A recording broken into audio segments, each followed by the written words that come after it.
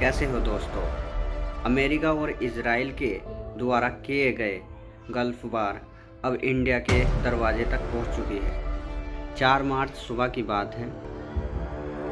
Indian ocean में श्रीलंका गोल के शहर में करीब 40 न्यूटिकल माइल दूर एक ईरानियन वारशिप चल रही थी, इरिस डेना। सिर्फ 2 हफ्ते पहले इंडियन नेवी के साथ मिलन 2026 के एक्सरसाइज में पार्टिसिपेट करके लौट रहा था। इंडियन नेवी ने इसे खुद वेलकम किया था। इस सुबह इस पर अमेरिका की नज़र थी। अमेरिका अपने MK-48 टोरपेडो से हमला कर देती है और कुछ सेकंड में ही ये जहाज़ समुद्र में डूब जाता है, जिसमें 87 ईरानियन सोल्जर मारे जाते हैं। 32 जो और बचते हैं उसे श्रीलंका नेवी बचाती है। और इंडिया क्या करती है? कुछ नहीं। इस पर बीजेपी का ऑफिशियल अकाउंट ट्वीट करके बोलता है, नॉट आवर बिजनेस, इससे हमारा कुछ लेना देना नहीं है। पहले ये समझिए ये लड़ाई कहाँ तक पहुँच चुकी है। अमेरिका ने ईरान में 2000 से ज़्यादा मिसाइलें दागी, जिससे ईरान का कोना कोना बम की चपेट में आ गया। दूसरी तरफ ईरान भी चुप नहीं बैठा। ईरान ने मिडिल ईस्ट की 27 एयरबेस पर मिसाइलें बरसा चुका है। ईरान के हमले में अब तक इजराइल के 11 सोल्जर मारे जा चुके हैं और 100 से ज़्यादा गंभीर हैं। और USA की बात करें तो जिसमें 6 मारे जा चुके हैं, 18 जख्मी हैं। और ईरान की बात करें तो ईरान में 1000 से ज़्यादा मौतें हो चुकी हैं इजराइल और अमेरिका की मिसाइलों से। और जो हमले ईरान ने गल्फ स्टेट पर किए हैं उनमें 9 सोल्जरों की मौत हुई। USA को उम्मीद थी खामनेई की मौत के बाद ईरान हमें सरेंडर कर देगा, लेकिन ऐसा नहीं हुआ, उसका उल्टा ही हुआ। और ये बात अब फैलती जा रही है, इसमें अब हिजबुल्लाह भी शामिल हो गया। और जिस बात का सबसे ज़्यादा डर था वो हो गई। ईरान ने सबसे ज़्यादा important oil route strait of Hormuz को बंद कर दिया है और धमकी दी है कि अगर कोई जहाज़ यहाँ से गुजरता दिखेगा तो उसे जला देंगे। दुनिया का 20% ऑयल हॉर्मुज़ से गुजरता है और इसका सबसे ज़्यादा नुकसान इंडिया को है। जब अमेरिका ने जहाज़ पर अटैक किया तो इंडिया की तरफ से ना कोई बचाने गया, न ही हमले के बाद निंदा की गई, न ही ईरान से कोई कांटेक्ट किया गया, ना कोई एक मैसेज ईरान को किया गया। ये बात ईरान के ambassador Mohammad we have no any negotiation, we have no any send message। और स्पेन के PM को देखिए। स्पेन अमेरिका का एलाई है, NATO का भी हिस्सा है, लेकिन फिर भी अमेरिका के खिलाफ बोल रहा है। अपने मिलिट्री बेस यूज़ करने को मना कर दिया।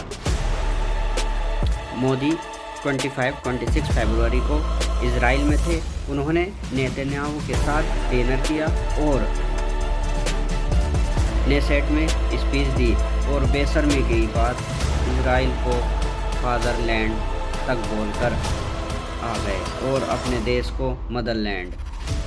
इसी के 48 घंटे बाद अमेरिका इजराइल ने ईरान पर मिसाइलें दागना शुरू कर दिया और इजराइल की तरफ से बताया गया कि ये प्लान हफ्तों पहले डिसाइड हो चुका था। इजराइल के एनबॉय ने कहा, ऑपरेशन की अपॉर्चुनिटी तभी मिली जब मोदी निकल गए। सवाल ये है कि ऐसा इस मीटिंग में क्या हुआ जो मोदी वन साइड होगा इजराइल की तरफ। जब ईरान ने गल्फ कंट्री पर स्ट्राइक की तो मोदी ने ट्वीट पर ट्वीट करके निंदा जताई, और जब इजराइल और अमेरिका मिलकर ईरान पर स्ट्राइक करते हैं जिसमें 100 से ज़्यादा लोग मारे जाते हैं, स्कूल में लगभग 150 से ज़्यादा बच्चे मारे जाते हैं और ईरान के लीडर तक मार दिए जाते हैं, तब हमारे पीएम मोदी एक भी ट्वीट नहीं करते, निंदा नहीं करते, कुछ नहीं करते।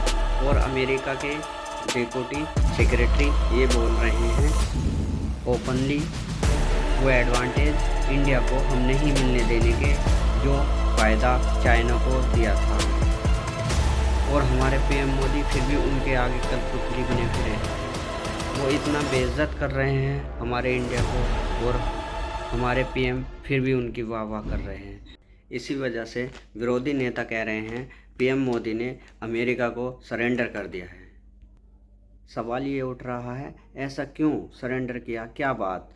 कुछ नेता कह रहे हैं उसकी वजह है, इसका कारण है मोदी जी के फ्रेंड अडानी, जिनके खिलाफ एक बड़ा करप्शन का केस अमेरिका में चल रहा है। बोला जा रहा है इसीलिए मोदी को ट्रंप ब्लैकमेल कर रहे हैं। ये बात राहुल गांधी ने पहले भी कही है। मिनिस्टर एक ही व्यक्ति के लिए काम करते हैं, अदानी, सारे के सारे स्मॉल बिजनेसेस उड़ा दिए। आप देख लीजिए, ये डील होगी, ट्रंप डिफाइन करेगा ये डील कैसे होगी और मोदी वही करेगा जो ट्रंप कहे। अब बात करते हैं अपने नुकसान की। रसिया इंडिया का सबसे पुराना पार्टनर रहा है, लेकिन मोदी ने ट्रंप के कहने से रसिया से तेल लेना रोक दिया है, बंद कर दिया है बिल्कुल। फरवरी में हरदीप सिंह पुरी ने कहा था इंडिया के पास सिर्फ 74 डेज का ऑयल रिजर्व है। It comes to 74 days. Modi सरकार बोल रही है कि हमारे पास सिर्फ 25 डेज का 25 दिन का तेल रिजर्व है। समझ नहीं आ रहा है कौन सच बोल रहा है कौन झूठ। सोच कर देखो कितनी शर्म वाली बात है, कितनी शर्म वाली बात है।